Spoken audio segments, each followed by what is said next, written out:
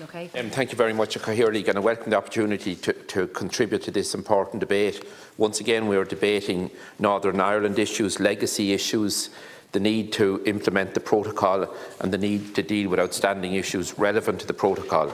Could I just say that it's most disappointing that the institutions established by the Good Friday Agreement are not in place and not working on behalf of the people at the moment. In recent days, we celebrated the 24th anniversary of the referenda North and South, where the people, for the electorate of this country, 94.4% in this state and 71.1% in Northern Ireland, voted to accept and adopt the Good Friday Agreement. That's the mandate that all of us have as politicians in this country, both North and South. And we should be implementing that mandate and working the institutions that were established by the Good Friday Agreement.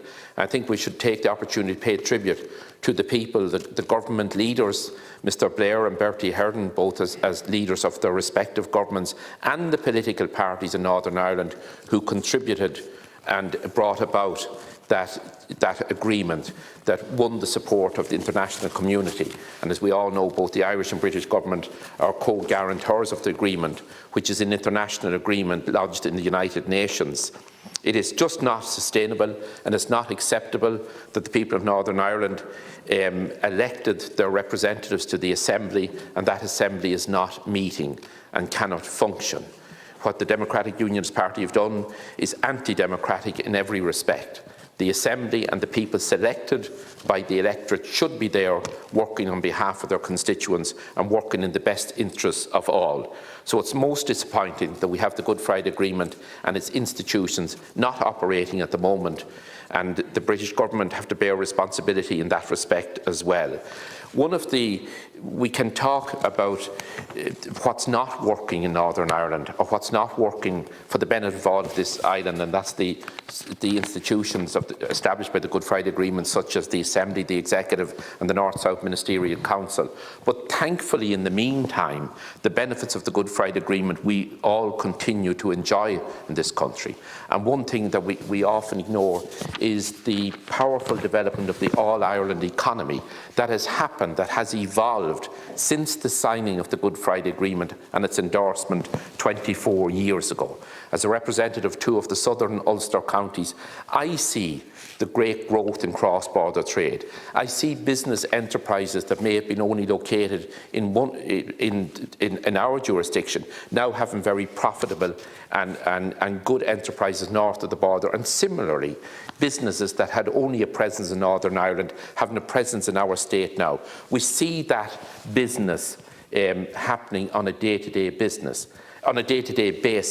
That would not have happened if we hadn't the Good Friday Agreement. So we have the deficits at the minute in regard to the institution not working, but we also likewise, and we should remind ourselves at all times, that we have the benefits of what has come from the Good Friday Agreement and that new political dispensation that all of us in this country are the beneficiaries of.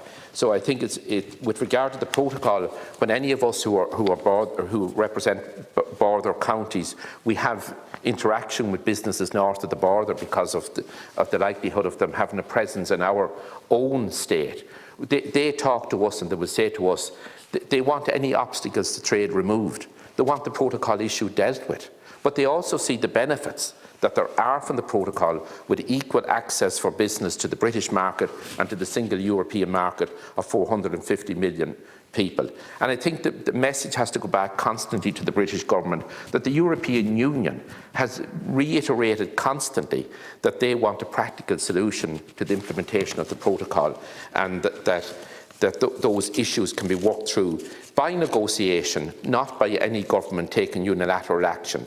And the Taoiseach has been very clear in this House at question time after question time that the EU will be flexible in relation to dealing with issues that are of concern to businesses or individuals or communities in Northern Ireland. So it's very important that the protocol issue is dealt with, and dealt with as soon as possible. Could I just refer again to the legacy issues?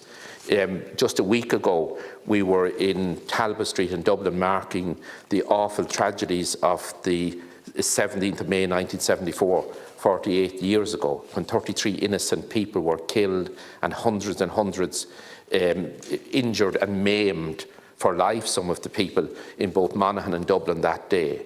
It's absolutely deplorable that the British government have not responded to the unanimous requests of this Parliament, of our houses, of the Oireachtas, from 2008, 2011, 2016, asking that an independent, eminent legal person be given access to all papers and files pertaining to the Dublin Monaghan bombings. It's absolutely reprehensible that there hasn't been a response by the British government. Likewise with other terrible atrocities that have occurred. I have often spoken in this House over the years about the murder of 2 innocent young teenagers in Belturbet on the 27th of December 1972, when Geraldine O'Reilly and Patrick Stanley lost their lives with a bomb that was brought across the border from County Fermanagh. And I put on the record of this House back almost 2 years ago information that had come to me through research in the University of Nottingham, which disclosed through British state papers and through British state archives that there was collusion in that bomb being brought across the border from County Fermanagh into County Cavan on that night, which was a fatal night, which proved the death of 2 young innocent teenagers and injuries caused to so many other people as well. The families who have grieved for decades and decades, and that grief goes on to the next generation. The least that they deserve is the truth in relation to who carried out those atrocities, who carried out those murders. Sadly, the chances of getting a prosecution are very, very limited, and I fully recognise that. But those people who have campaigned to try to, in relation to murders and tragedies that beset their families, they have campaigned with such dignity and grace. All they will say to us is, we need to get the truth. They're not out for revenge or vengeance in any way. So these are issues that need to be dealt with. Thank you, Oireachtas.